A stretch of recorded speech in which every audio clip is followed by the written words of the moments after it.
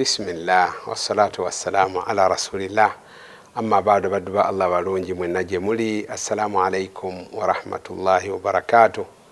Twebaza Allah atusobozesezza okusiiba ennaku ze tukyasiibyeko, twenyweze okusaala tarawiya tahajjudi, era nsaba Allah atwongere obugumu. Bannange munyiikire ng'osiiba olowooza nti oba oliawo Ramadani eno yesembayo. Allah bw'enaaba nga yesembayo anagikkiriza, bw'aba agikkiriza eggwako nga ndiki ewa Allah subhanahu wa ta'ala. Kakati tukugamba bw'oba oyagala okusiiba okulungi, beera mulungi eri abantu, beera mulungi eri Allah, ate beera mugabi.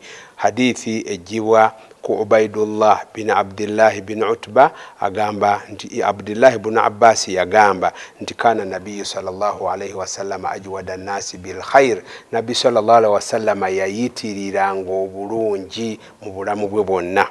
Naye agamba wakana ajwada ma yakunu fi Ramadan, naye ati mu Ramadani yasukkiriranga obulungi.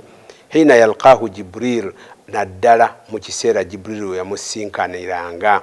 Jibril yamusinkananga ddi mu Ramadani, agamba nti wakana Jibril yalqahu kulla laylatin fi Ramadan, yalinga amusinkana buli kiro mu Ramadani hatta yansalika, okuva Ramadani wetandika paka weggwako. Nga bakola ki? Agamba nti ya'ridu alayhi nabiyyu sallallahu alayhi wasallam al-Qur'an, nabbi amuyitiramu ne barivayizinga Qur'ani, nabbi namusomeramu ne Jibril namusomeramu. Agamba nti fa idha laqiyahu Jibril, Jibril yasinkananga nabbi sallallahu alayhi wasallam mu Ramadani ate buli lunaku buli kiro. Agamba kana ajwada bil khairi min ar-rih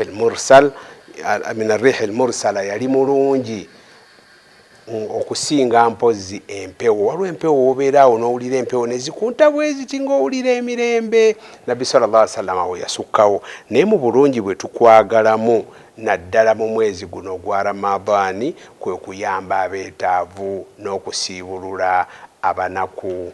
Bannange bw'oba osiibuludde abeetaavu Ramadani ate ojja kuyitirira obulungi. Nabbi sallallahu alayhi wasallam kyava akugamba nti man fattara saima, omuntu yenna asiibulula omusiibi, kana lahu mithlu ajri sawmihi la yanqusu min ajrihi shay, Katonda ajja kuwa empeera ng'oli gw'osiibuludde zaasiibidde ate nga naawe naye ezize tezikendedde. Kuba singa zaali zikendera abantu bandyerumiza enjala.